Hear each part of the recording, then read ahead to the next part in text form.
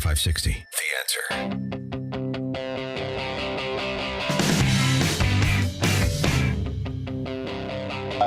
With the forensic analysis, looking at these 147,000 mail-in ballots. Now, what is at issue here? There's a couple of key things.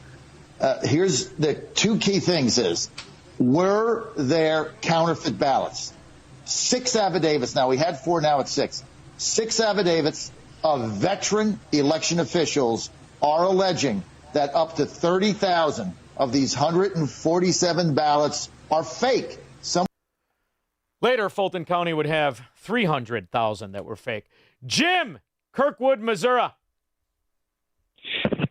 Shaun, thank you for taking my call. I'm a first-time caller. I always enjoy hearing you covering Frank Gaffney. I remember back in the day before you started your show when he used to be on the Phyllis Schlafly show before she passed away years ago. And he would always expose what the Duchess of Chafington and her husband would do to try to ruin West Point, with diversity, inclusion, and equity and all that other garbage. So thank you for that. Oh, thank you. It's interesting because I have to tell you, Frank Gaffney, I remember in 87, I was right out of high school, and I remember when he got appointed, and at that time, I really had a dislike. I always had a dislike for George Bush Sr.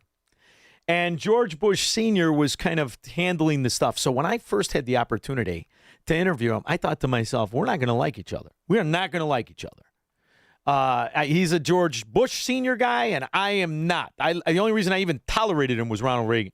We started talking, and I found out he had just as much contempt for corrupt Republicans as I did. I absolutely love him. I think he is fantastic, and I love the idea that he was in that swamp, lived in it, and understands how detrimental it is to our country. So I love talking to him. Thank you. Oh, thank you, buddy. I appreciate the listening, and thank you for calling. It means a lot to me. Thank you. Terrell. Georgia. Yeah, hello. How are you? I'm good, man. How are you? I just got a couple questions for you, man. First off, I'm a long-time listener, long-time fan. Appreciate all you do. Oh, thank you. I just curious, in my opinion, I think we should stop funding Israel completely and focus on our own. Well, it's interesting with the Israel funding. A lot of times that's said. We don't really fund them. We run a money laundering scheme so they can buy our weapons, and we pretend it's them buying them. It's very interesting, Terrell, when you look at how that works. They're a very wealthy country. They don't need us to fund them.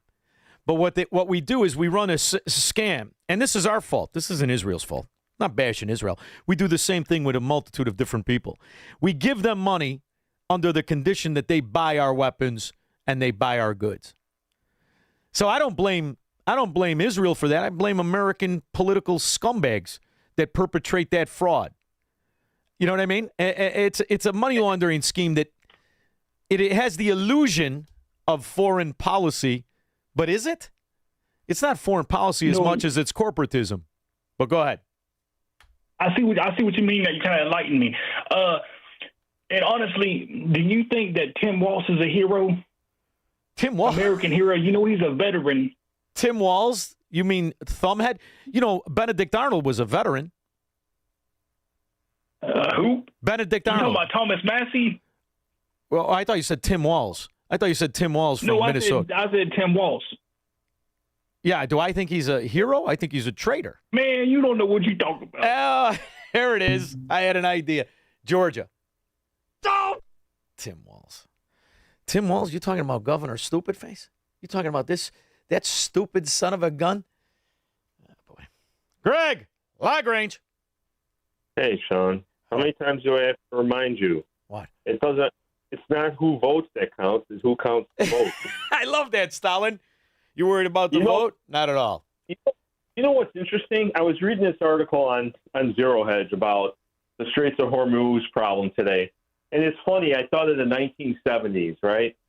The street parlance that me and you probably had. I'm a little older than you, but when you were going to go out and you were getting into a fight, you were like, hey, man, I'm going to go kick your tail or whatever, right? Yeah. So how do they announce that the Americans are going to go out and just respond in kind and bomb the hell out of. Say they closed the Straits of Hormuz. That's how you do it. Yeah. The term that they use now. This one poster put in there on an X post. They're going to issue a kinetic response. They don't even fun to talk like they did in the 70s anymore. No. How about this? How about if you fire at anybody we love or us, we're going to kill every one of you. I mean, that's the nice thing about the way Trump used to talk. I don't know what the hell happened when him and J.D. Vance pretended that we were going to have some sort of an agreement based on what? Based on what? This is a country that's been killing our guys and been funding terrorism for 50 years. Now we're going to have a gentleman's agreement? Ooh, Marcus of Queensberry? That's why, you know what? That's why I'm a big fan of Marco Rubio. I really am.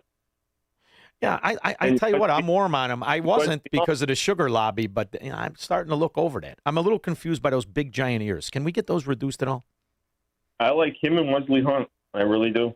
You know who I like him. I'm telling you, you keep an eye on DeSantis, and I love Harriet Hageman. I mean, I love her. I think a DeSantis Hageman ticket, and she's a real Indian. I want to let her loose on Elizabeth Warren, that fake Indian with the cowboy cheekbones. What do you think of that? I'll have to look her up. Oh, she is the best. She's the one who took the seat from Liz Cheney, also known as Nick Nolte in a mugshot. That whore. Yeah. All right, excellent. Thank you, Shaun. 312-642-5600. I'm going to bomb the out of them. It's true. I don't care. I don't care. Marxists, socialists, and communists are not welcome on the Shaun Thompson Show on AM 560. The Answer.